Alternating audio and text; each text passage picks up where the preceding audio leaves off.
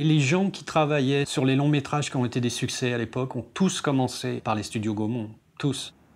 Il y avait plein de stars qui bossaient là-bas, quoi. Donc c'était un petit peu l'opportunité pour bosser à côté de gens de qualité et d'apprendre son métier. Beaucoup de ces animateurs sont partis soit chez DreamWorks, soit ont reformé des studios qui sont maintenant les plus performants. Donc il y avait quand même un potentiel assez exceptionnel à cette époque qui a été réuni.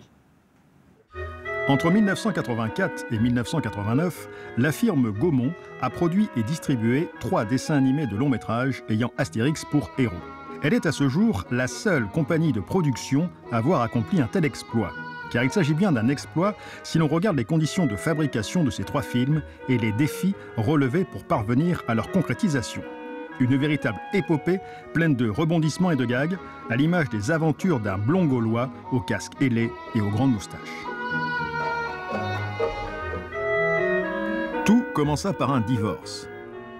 Les pères fondateurs du village gaulois et l'éditeur Georges Dargaud, qui jusqu'alors publiait les aventures d'Astérix, se séparèrent. Comme dans tout divorce, il y eut des jugements, des décisions arrêtées, des répartitions de biens. Qui allait avoir quoi? On a demandé à un avocat, un maître avocat dans le domaine du droit d'auteur, c'est Kelman, qui a fait en sorte d'équilibrer les choses pour arrêter cette bagarre. Et nous avons conclu un marché. Dargaud concédait ses droits à condition de pouvoir procéder à la réalisation de 3 longs métrages de dessins animés. C'était un cadre juridique extrêmement dur, dans lequel la société Gaumont risquait gros si elle ne sortait pas des films acceptés par Albert Uderzo à une date précise. Dargaud obtint le droit de produire des dessins animés avec Astérix, mais dans un laps de temps très court. Une date limite lui était imposée, à ne surtout pas dépasser, sinon Dargaud perdait tous ses droits. Pour leur fabrication et leur financement, l'éditeur alla frapper à la porte de la plus importante firme de production française, Gaumont. Au même moment, entra en jeu un pays qui lui aussi connaissait et appréciait Astérix, l'Allemagne. L'Allemagne est le plus gros marché de distribution de films comme de livres. Les films d'Astérix faisaient 2,5 millions, 3 millions, 3,5 millions de spectateurs en Allemagne. Et ça, c'est quelque chose de suffisamment rare pour ne pas avoir envie de rater le pactole. Et une fois que le cocktail a été signé, on s'est dit, qu'est-ce qu'on fait avec ça ?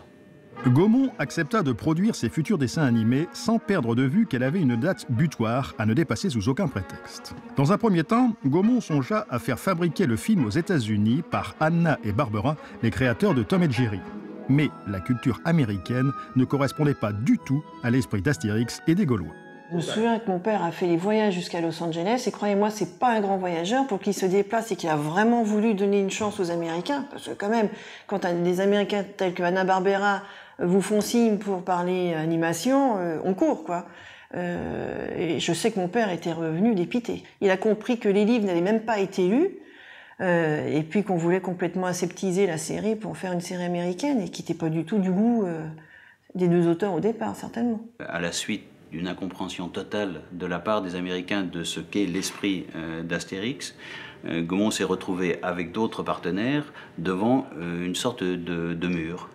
Et une manière de passer le mur a été de réaliser qu'il fallait en fait rapatrier la fabrication du film à Paris. La seule solution qui restait pour produire les dessins animés dans les délais impartis était de créer un puissant studio d'animation en France. Un événement dans le petit monde des images animées. C'était plus qu'une bonne idée parce que on était tous des bricoleurs en France quand même. On n'était pas beaucoup déjà dans le milieu de l'animation, à travailler de façon régulière. Donc ça a permis de regrouper tous ces gens-là. On peut dire que c'était la première fois que ça existait en France, quoi, ce genre d'expérience. Avec l'aide de Philippe Grimont et Yannick Piel, qui eut en charge la production de ces dessins animés, lança une vaste campagne de recrutement, tant en France que sur l'ensemble de l'Europe. Répondirent à l'appel quelques célébrités et beaucoup de jeunes talents promis un bel avenir. Moi j'étais aux Arts Déco, encore à l'école, dans la section cinéma, dessin animé, et on avait entendu donc parler de cette grosse équipe qui se montait sur Paris à l'époque. C'était assez retentissant dans la mesure où le dessin animé était inexistant à Paris, quoi. La Gaumont, c'était vraiment le luxe à l'époque. à l'époque où on faisait ces films en France, c'était vraiment le luxe. C'était moi le studio le plus professionnel dans lequel j'ai bossé. C'est vrai que c'était un bel espoir pour l'animation française. Et d'ailleurs, je pense qu'elle a fabriqué beaucoup d'émules, beaucoup de... Oui, puis il y avait une effervescence et il y avait un mouvement, quoi. C'était une ouverture par rapport au monde du dessin animé, de la série où il se passait pas grand-chose. Et il y a des Hongrois, des Canadiens, des Italiens, des Français forcément, mais on se connaissait pas, et puis c'était un joyeux bazar, quoi. Mais c'était plus joyeux que bazar. Yannick Piel a passé à Budapest, c'était sympa, il nous a convaincus.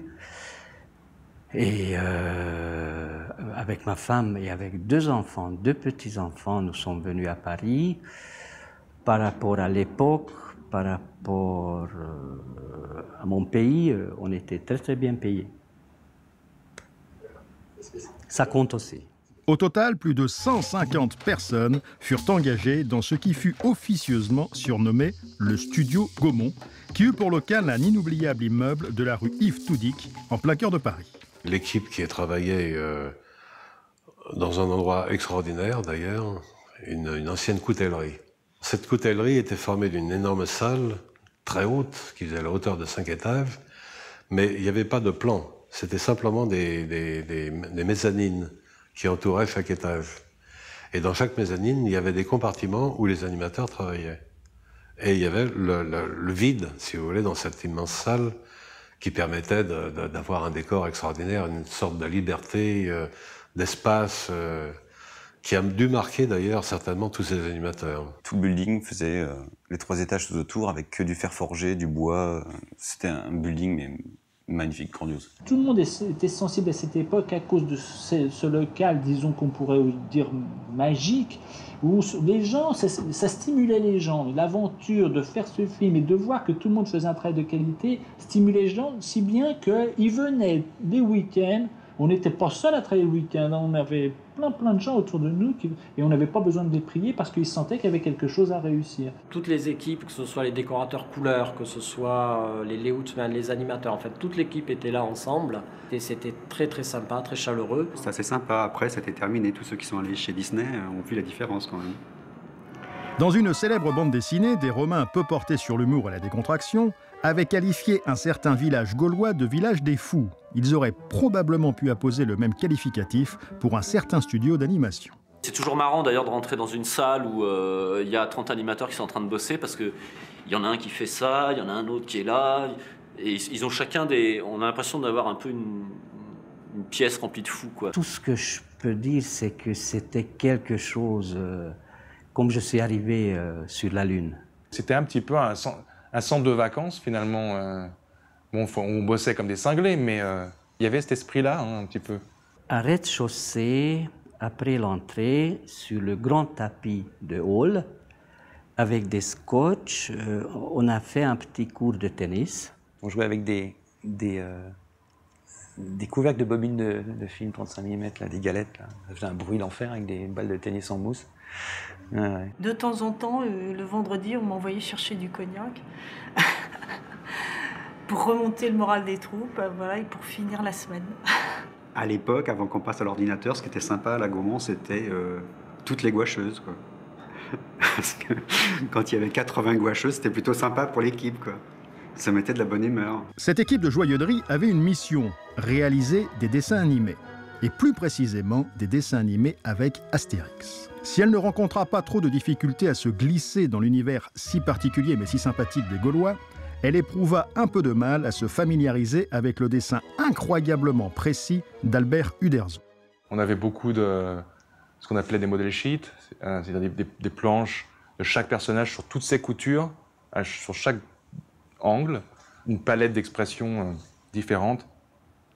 Comment dessiner la chaussure, comment dessiner l'ongle, le pouce, tout ça c'était très, comment dire, on avait une bible de tous ces personnages que chaque animateur devait suivre. Les grandes difficultés quand on est comme ça au dessin de personnages, c'est les Romains parce que c'est leur tenue.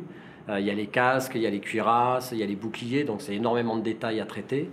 Il y avait une particularité aussi, c'est les rayures du pantalon d'Obélix, parce que évidemment quand Obélix tourne, il ne faut pas que les rayures tournent dans l'autre sens. Ça arrivait de temps en temps. Je me souviens que j'ai passé pas mal de semaines où mon travail était systématiquement refusé parce que c'était pas assez Uderzo, c'était pas assez Astérix. Mais c'est normal. Normalement, un des plus grands talents des animateurs, c'est pouvoir s'adapter.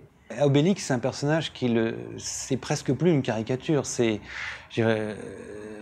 On a du mal à trouver quelque chose d'humain dans Obélix au niveau de son design. C'est une grosse boule. Hein. Pour faire marcher Obélix, c'est un sacré problème parce c'est une boule avec des tout petits pieds en dessous. Et donc dans les dessins, quand Uderzo le dessine, les pieds, en fait, les jambes, elles glissent autour de la sphère. Mais bon, en animation, on ne peut pas faire ça. On avait tous découpé des cases dans les albums, les pauvres albums, on avait massacré. Et on mettait ça devant notre table pour être sûr qu'on avait bien le coup de crayon à la Uderzo. La taille des nez, c'est quelque chose. Je veux dire, en animation, on se rend compte que finalement, quand on regarde dans les albums, quand Uderzo dessine Obélix ou Astérix de profil, le nez, il fait un angle différent que quand on le voit de face. Quand on le voit de face, l'angle est plat pour qu'on puisse voir les yeux. Hein. Ou alors, les personnages regardent un peu en bas. Et quand il est de profil, le nez, il y a un angle, quoi. Il faut régler tous ces problèmes-là. Entre nous, personne n'a réussi à reproduire exactement les dessins d'Uderzo. C'est impossible. Je pense pas que sur tous les films d'Astérix qui ont été faits en dessin animé, il y a un dessin qui ressemble exactement à un dessin d'Uderzo. C'est impossible. Par un juste retour des choses, si l'équipe du studio Gaumont dut s'adapter au dessin d'Uderzo, le dessin d'Uderzo dut accepter quelques modifications. Ça a changé un petit peu le graphisme des personnages, qui avait tendance à être beaucoup plus court sur pattes. Pourquoi? Parce que la bande dessinée étant ce qu'elle est, c'est-à-dire des cases relativement étroites, qui font 5 cm et demi, exactement. Je travaille au double, bien sûr, mais pour pouvoir loger mes personnages, j'étais obligé d'écraser un peu mes personnages. Et il y a un personnage surtout qui est marquant là-dessus, c'est Idéfix. Quand ce personnage a été créé, c'était une petite boule de poils qui avait des toutes petites pattes et il courait comme ça. Et quand est arrivé le moment de l'animer, ben, il a fallu tout de même lui donner un peu plus d'ampleur, également aux autres personnages. Ce qui fait que les personnages ont eu des membres un peu plus longs, sauf Obélix qui, lui, bon, il avait les courtes pattes, il a gardé ses courtes pattes. Mais Astérix a prolongé ses jambes par rapport à ce qu'il avait au début. Alors il est fixe complètement, maintenant c'est un petit chien normal. Alors qu'avant, c'était une boule de poil. Et pendant que chacun se préparait à faire vivre Astérix sur grand écran, ailleurs, non loin de là, d'autres spécialistes, dont Pierre Tchernia, se penchèrent sur la difficulté de construire une histoire solide à partir de 2 albums très différents. Le dessin animé, quand même, est une discipline quand même un peu différente de celle de la bande dessinée. Le film d'une bande dessinée, si vous voulez, c'est fait par le lecteur qui suit le scénario en fonction de la vitesse de sa lecture. Alors qu'un dessin animé, c'est nous qui fournissons la vitesse de lecture. Et un gag, s'il est trop compliqué, trop au 2e degré, il n'apparaît pas en film. En film, il faut être beaucoup plus basique et beaucoup plus direct sur le spectateur. Alors qu'en bande dessinée, si on n'a pas compris, on peut revenir en arrière. Ouais, c'est toute la grosse différence. C'est pour ça que je dis c'est un cousinage, mais avec 2 disciplines très, très différentes. La surprise de César est un film dans lequel on utilise des bribes d'Astérix légionnaire, des bribes d'Astérix gladiateur, qui sont d'excellents scénarios où il y a des choses extrêmes, très très drôles. On a été amené à inventer des choses. Je ne sais plus ce qui a été inventé, mais je ne sais surtout pas comment ça a été inventé. Les idées, elles viennent par rapport à des nécessités. Bon, nous, on se demandait pourquoi mélanger 2 bandes dessinées en une. Et en fait, la réponse était que si on faisait qu'une bande dessinée, le film faisait 25 minutes. Pour mener à bien cette formidable odyssée, il fallait un chef, un vrai. Il faut trouver une personne qui soit capable de travailler très très fort pendant en gros 2 ans. Et de travailler avec une vingtaine de collaborateurs directs. Il faut qu'il soit capable de parler au moins 2 langues et de préférence 3 ou 4. Et il faut qu'il accepte la pression. Parce qu'il y a une pression. Ce futur chef fut recruté de l'autre côté de la Manche, au pays de Joli Thorax et de The Big Boss. Il se nommait Geoffrey Gibbons, mais ses proches le surnommaient Ginger. Astérix et la surprise de César étaient désormais lancés. Mais le temps manquait, il n'y avait pas une seconde à perdre pour respecter les délais draconiens imposés par les contrats. Et Gibbons se mit à la tâche. Geoffrey était quelqu'un qui travaillait dans la publicité, donc habitué à des budgets assez importants par seconde de film réalisé, et avec des temps au fond assez grands. Hein. Et là, il s'est retrouvé avec une équipe peut-être, un projet peut-être un peu gros. Lorsqu'on a eu les premiers plans en couleur, là, je me suis rendu compte, là, ça m'a frappé. La sorte de lenteur de l'animation m'a frappé. Au lieu de me retrouver avec un film de 77 minutes, j'en aurai un de 95, et là, on ne pourra pas le faire. Donc, d'un matin à l'autre, je lui ai dit au revoir. Gibbons parti, il fut remplacé dans la même journée par ses deux assistants, Paul et Gaëtan Brizzi. Les Brizzi étaient assez cotés quand même parmi tous les gens qui travaillaient. Et tout le monde trouvait que c'était des gens qui étaient très qualifiés, quoi. En plus, ils parlaient français, donc ça avait un avantage pour nous. Ginger n'était pas très cool, faut être honnête. Il n'avait pas un contact très cool. Il nous prenait un peu pour des citoyens de deuxième zone, on va dire, quoi. Il y avait quand même ce côté-là. Donc, quand il est parti, personne n'a pleuré. Même si on pouvait trouver que c'était un peu vache, mais personne n'a pleuré quand même, quoi. Les Brizzi, ils ont quand même repris un film qui avait déjà pris l'eau pas mal. Ils ont réussi à récupérer le film, je pense, avec un budget qui avait explosé déjà. Donc c'était pas évident pour eux, c'était très dur. Et je pense qu'ils sont vraiment bien battus pour arriver à faire finalement un film qui tenait pas mal la route quand même. Ils avaient un autre avantage. Ils étaient deux. C'est-à-dire, c'est une charte de travail quand même assez grande de faire un film d'animation de long métrage. Il y en avait un qui s'occupait de l'animation et il y en avait un autre qui s'occupait de la mise en couleur. En gros, on a payé un réalisateur pour le travail de deux hommes. C'est pas si mal. Dans des travaux comme l'animation, quand il y a une équipe importante, il faut que tous les gens qui y participent soient des gens calmes.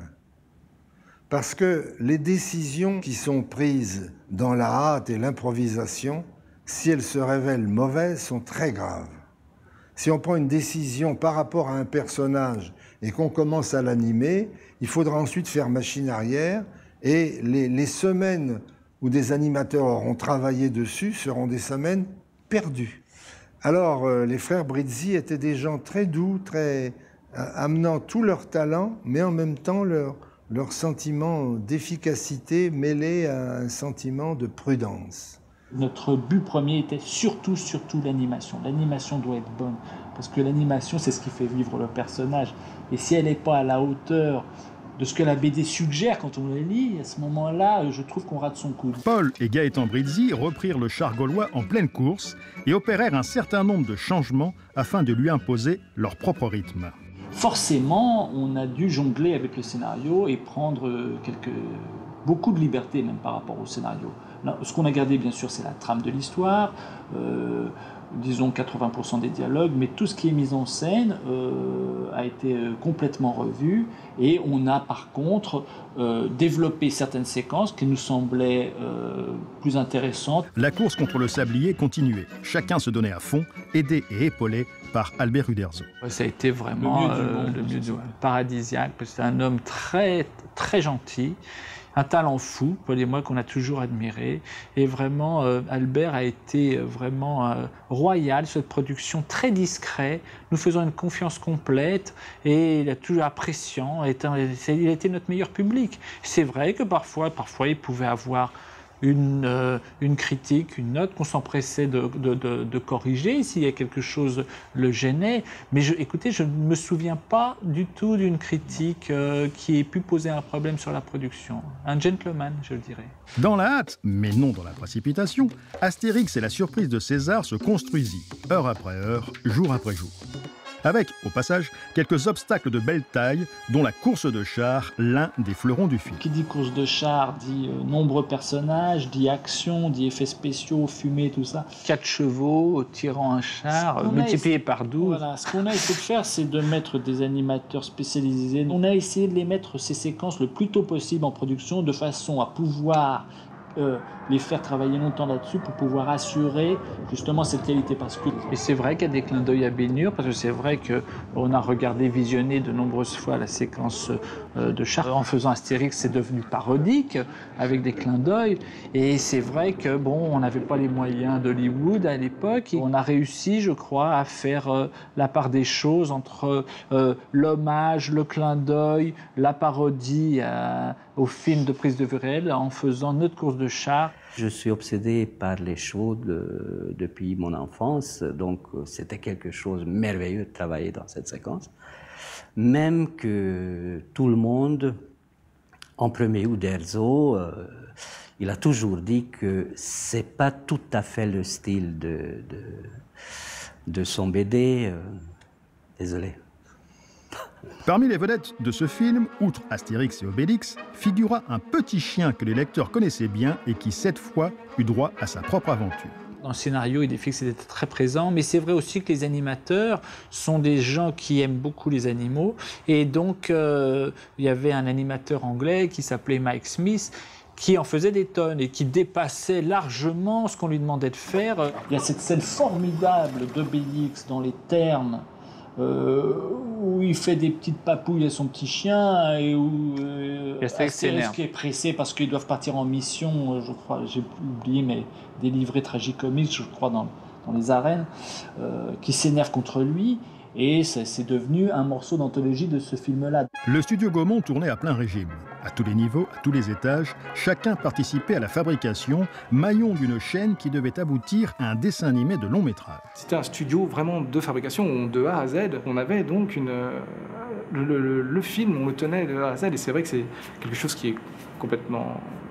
Enfin, je dirais pas fini maintenant, mais quasiment, quoi. C'est très exceptionnel. Les animateurs travaillaient d'arrache-pied, certains effectuant leur vrai début et personne n'oubliant son sens de l'humour. J'ai fait le premier plan du film d'ailleurs. J'étais assistant et Paul il m'a donné mon premier plan. Et tiens, tu fais le plan d'Obélix qui taille son... Il a fait animer le papillon. C'était mon premier plan professionnel de l'animation. Souvent, les animations, si on se permettait de faire des encarts à l'extérieur, c'est-à-dire hors cadre, on se gênait pas. Obélix avec le pantalon baissé. C'est un plan qui est passé par toutes les étapes. Donc, comme il y avait des étages à la Gaumont, on entendait des éclats de rire au fur et à mesure que le plan changeait de service. Voilà, et on savait ce que c'était. Tout le monde savait ce que c'était. On voyait le dessous d'Obélix, pour une fois. Toujours pour gagner du temps, il fut décidé chez Gaumont d'utiliser une méthode de travail différente de celle en usage aux États-Unis. Là-bas, une équipe d'animateurs s'occupe d'un personnage. En France, les animateurs avaient en charge une séquence entière, c'est-à-dire un passage du film avec tous les personnages qu'il contenait. L'avantage de faire une séquence, c'est qu'on a le contrôle de toute la séquence au niveau de la narration, au niveau des raccords de plan, au niveau de la durée, au niveau du rythme de la séquence. L'avantage de faire, d'animer toujours le même personnage comme un acteur, c'est qu'on développe la personnalité du personnage, on développe vraiment le caractère du personnage parce qu'on devient spécialiste. Hein. Et quand on regarde un peu les Astérix à la loupe, et même pas à la loupe d'ailleurs, enfin moi je les regarde, on voit les différences de dessin déjà. On voit les différences de personnages, de caractère de personnages. Et ça, quand on a un dessinateur ou en tout cas une équipe qui bosse sur un personnage, en général on a beaucoup moins ce genre de trucs. Mais le problème, le revers de la médaille, si on peut dire, c'est que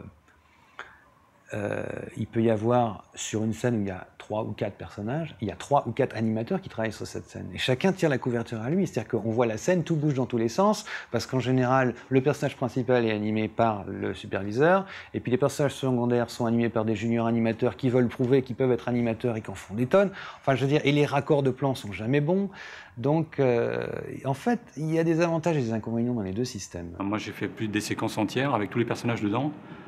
Et on peut pas, disons qu'on peut pas s'investir comme on le ferait avec un seul personnage, où on sait comment il bouge, on sait comment le faire tourner, quel acting il doit avoir, ce qu'il doit faire ou pas faire. Et ça, on arrive à le comprendre qu'en faisant un seul personnage. Aux États-Unis, dans les studios Disney, ils ont un guide de travail. C'est comment on doit aborder un personnage, qu'est-ce qu'il faut faire comme recherche, etc. Plein de choses comme ça, dans tous les sens. Et dès qu'on commence à travailler, on a déjà énormément d'informations, d'observations pour pouvoir attaquer le personnage. Et là, on attaquait bille en tête. C'est-à-dire qu'on nous donnait une scène, il nous disait, bah voilà, il fait ça, et voilà. Mais sans plus d'infos. Donc c'était très très dur d'arriver à quelque chose de vivant, quoi. Il fallait faire le film très vite et puis tout le monde arrivait, tout le monde bossait, tout le monde faisait des plans et donc on arrivait à des résultats qui étaient plus ou moins disparates, quoi. Et le temps, cette sacrée machine que l'on n'arrive ni à remonter ni à arrêter, poussait l'équipe sans répit. Travaillant jour et nuit, ou presque, aucune hésitation n'était permise, aucune modification non plus, ce qui n'alla pas sans provoquer doutes et erreurs. On nous disait qu'il fallait rendre tel jour, on rendait tel jour, on n'avait pas le choix. Non, je pense que ça faisait partie du boulot, ça faisait partie de la mission. On ne savait pas trop où on allait, quoi. Enfin, moi, c'était mon sentiment, j'avais du mal à avoir un regard extérieur sur mon travail. Donc le premier, on était tous un peu dans le doute, hein. On se disait oh non, ça va pas le faire, on va pas marcher, ça va pas. On a fait le film en moins d'un an, qu'à l'époque, aujourd'hui il faut encore plus de temps, mais à l'époque, dans les grands studios d'Hollywood, comme chez Disney, un film ne se faisait pas en moins de 4 ans. Au niveau de l'animation, il y a très peu de plans qui ont été coupés.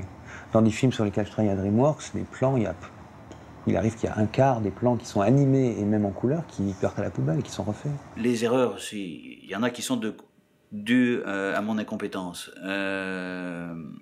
J'avais pas senti ce que c'était que la musique. Il n'y a pas eu de vraies chansons dans le cours du film. Donc on en a mis une au début qui collait pas forcément très bien parce que c'était un rajout. Ça, c'est une erreur de conception. Néanmoins, Astérix et la surprise de César fut terminé à temps, et même juste à temps, pour respecter les contrats. Au 1er octobre ou au 30 septembre, il faudrait regarder les papiers, on devait pouvoir prouver qu'on avait sorti le film. Ça, c'était dû à la nature du contrat qu'il y ait d'Argo avec Uderzo.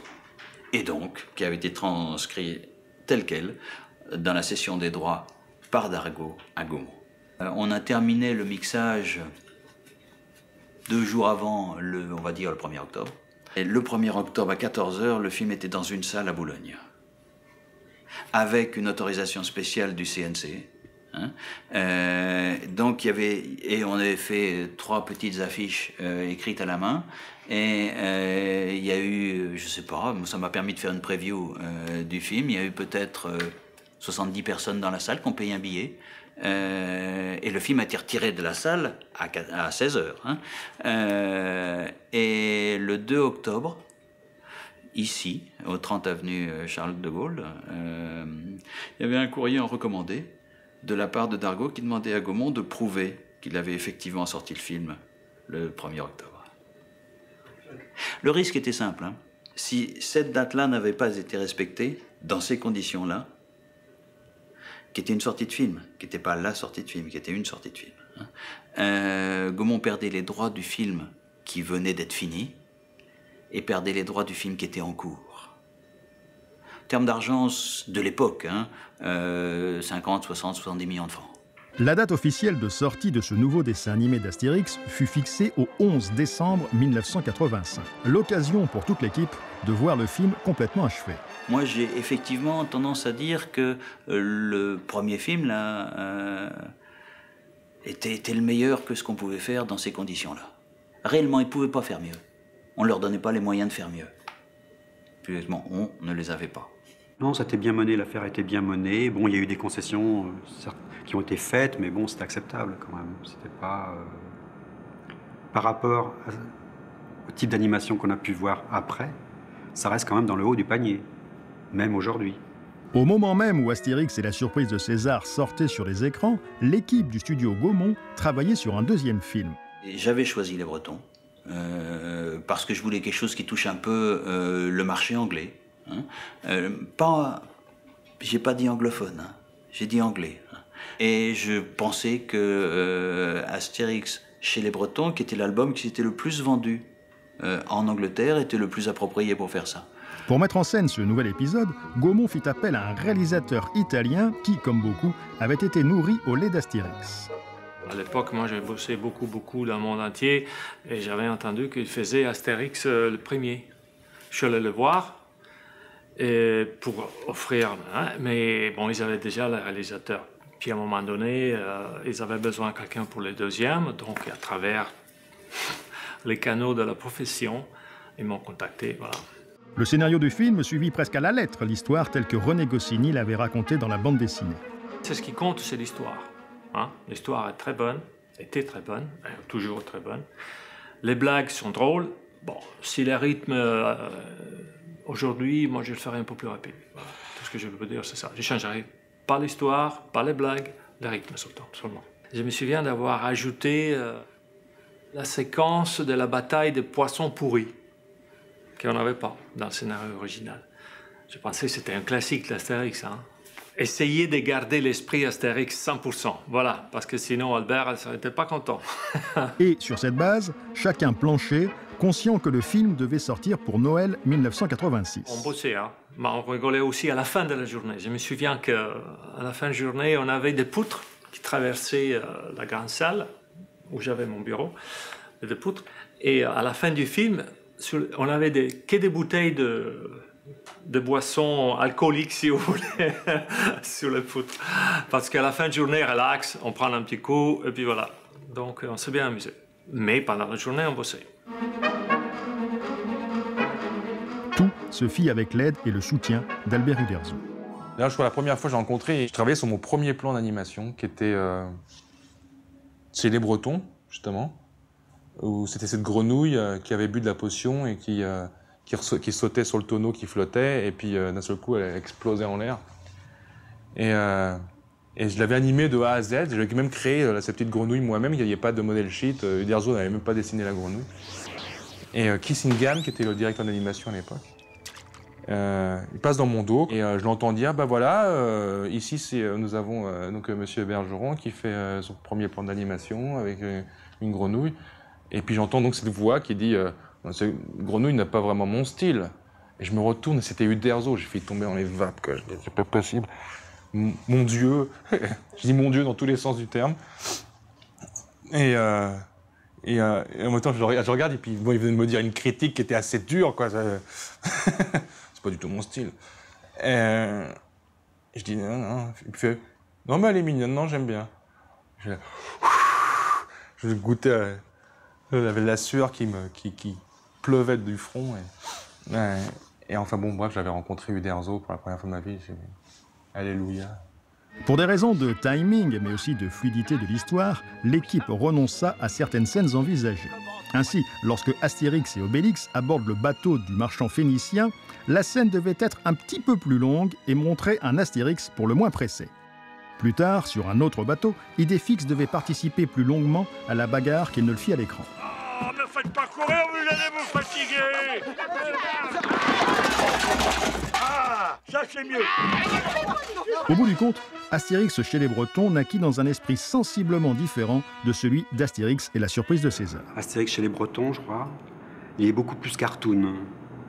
Si on compare avec la surprise de César, qui lui est plus du sous-Disney, je dirais, c'est plus ça, quoi. Le film de Pinault, Astérix chez les Bretons, lui c'est très cartoon et d'ailleurs c'était moyennement apprécié par l'équipe française. Ouais. Parce qu'ils trouvaient que les gags n'étaient pas très bons, que ça ne correspondait pas à Astérix. Ah oui, on était assez conservateurs quand même. Hein. Fallait pas toucher à Astérix quand même. Et le film sortit à la date prévue, ce qui, une nouvelle fois, n'était pas un mince exploit. C'était 1 an et demi de super travail. On a quand même fait de la bonne qualité.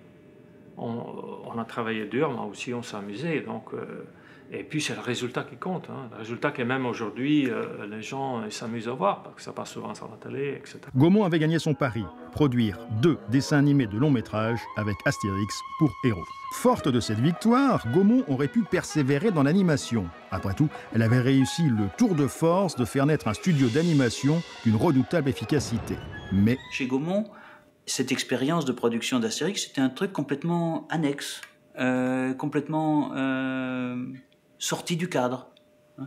Et il ne comprenait pas, ni Nicolas Seydoux, ni les autres chez Gaumont, à quel point ils avaient, par hasard, mis la main sur un groupe de gens qui pouvaient travailler pour pouvoir faire des films d'une manière relativement régulière et alimenter une machine de distribution d'une manière régulière, ce qui est l'indispensable dans le cas de l'animation, parce qu'on se crée son public sur 5 ou 10 ans.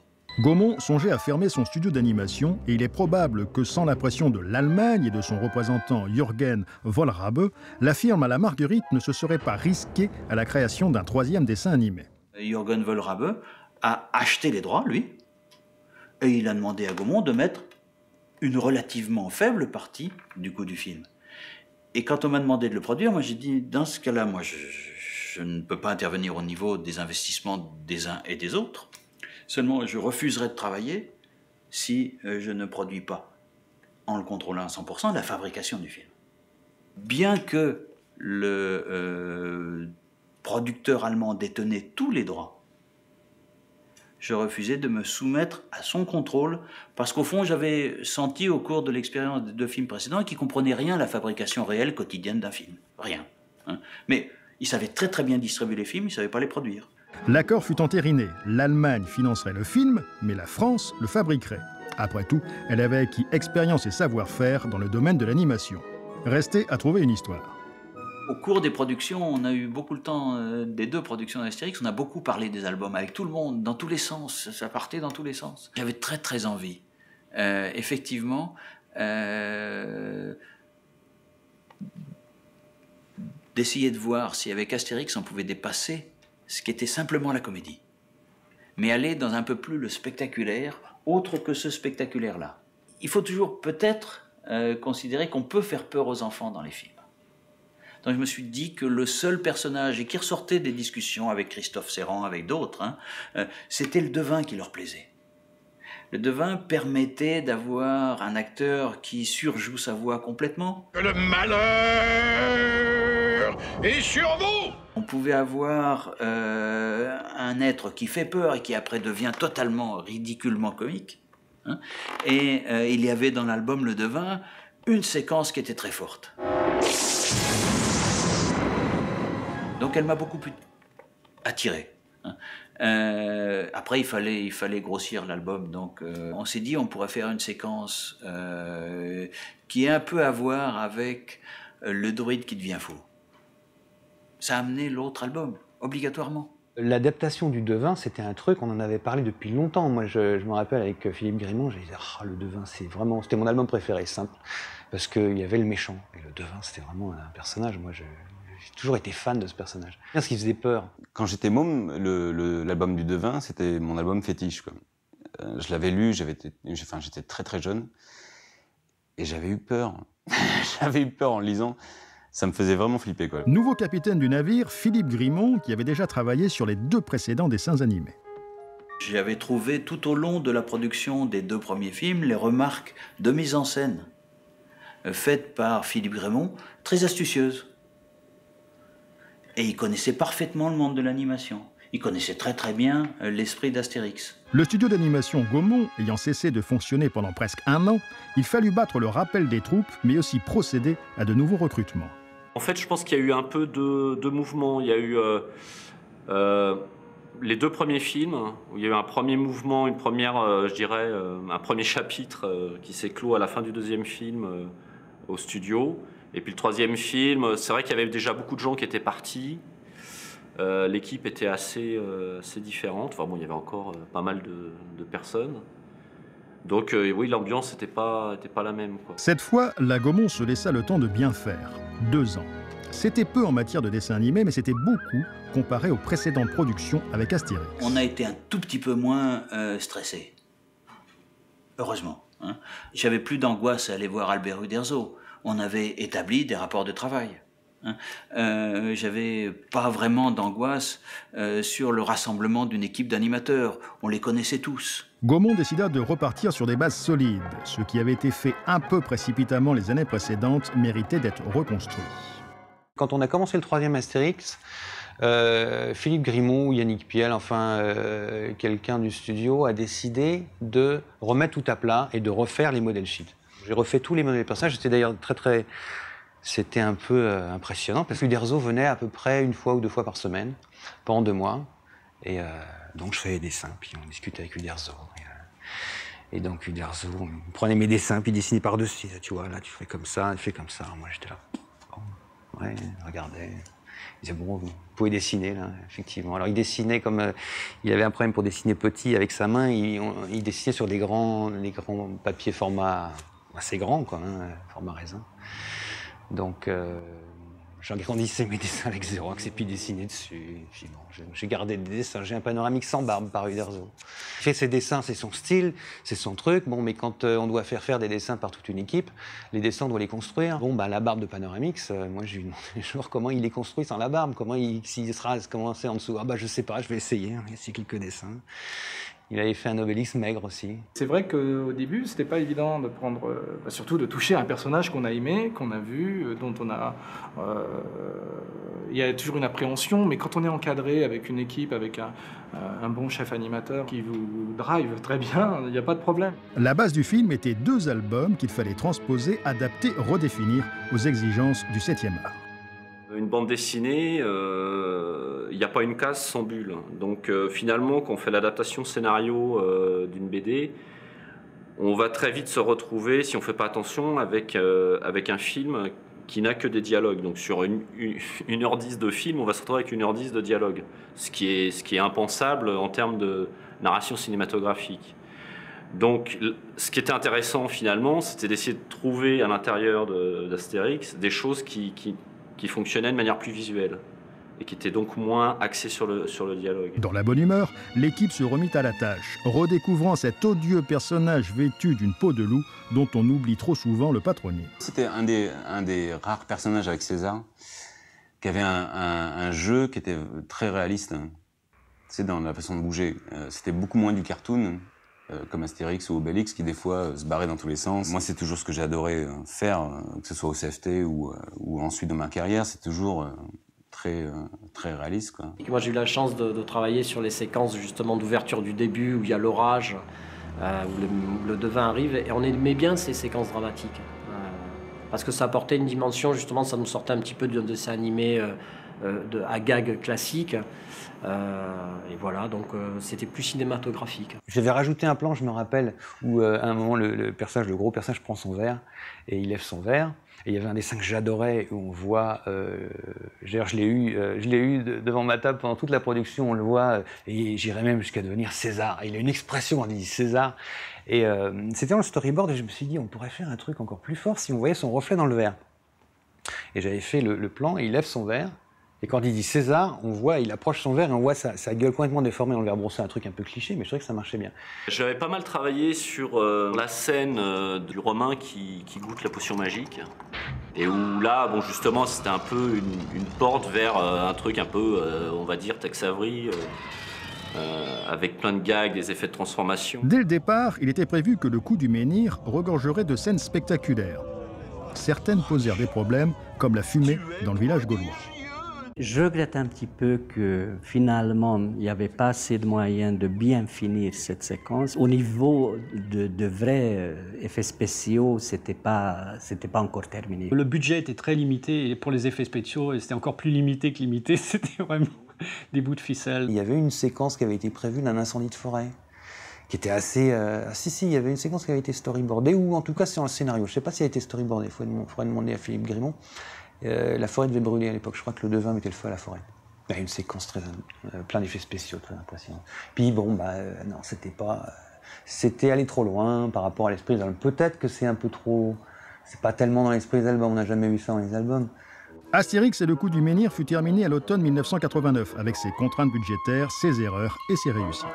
Le 3e Astérix, produit par Gaumont, a été fait en 2 ans, sans drame, sans rien. C'est pas sur des roulettes, ne croyez pas ça, mais en gros, sans gros problème. Et après, quand j'ai vu la version finalisée au rush des plans où il arrive dans le village et qu'il est en train d'ouvrir le poisson, et puis qu'il y a les éclairs dehors, tu sais, il y a l'orage, tout le monde a peur et tout ça, ça m'a replongé quand j'étais môme avec la BD.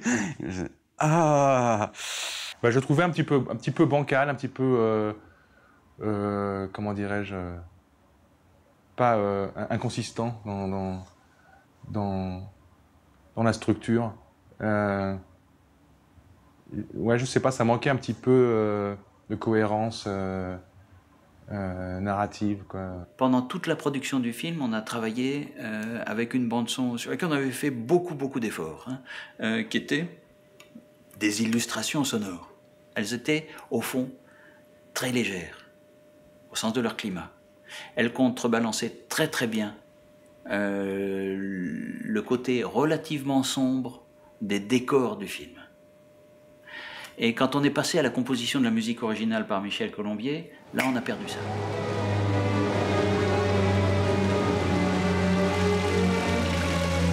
Là, on pouvait vraiment regretter de ne pas avoir la liberté d'une maison de production comme Disney, qui aurait mis à la poubelle littéralement la musique pour essayer de retrouver avec le même compositeur quelque chose de plus adéquat.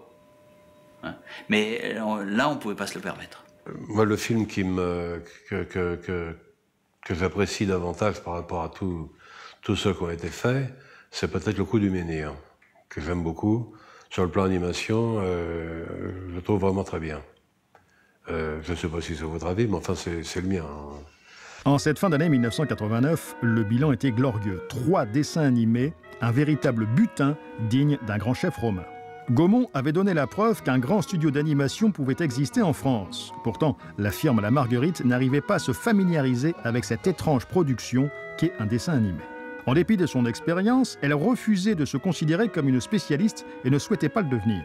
Et comme dans l'immédiat, il n'y avait plus de projet de dessin animé avec Astérix, il n'y avait plus de raison de conserver le studio Gaumont.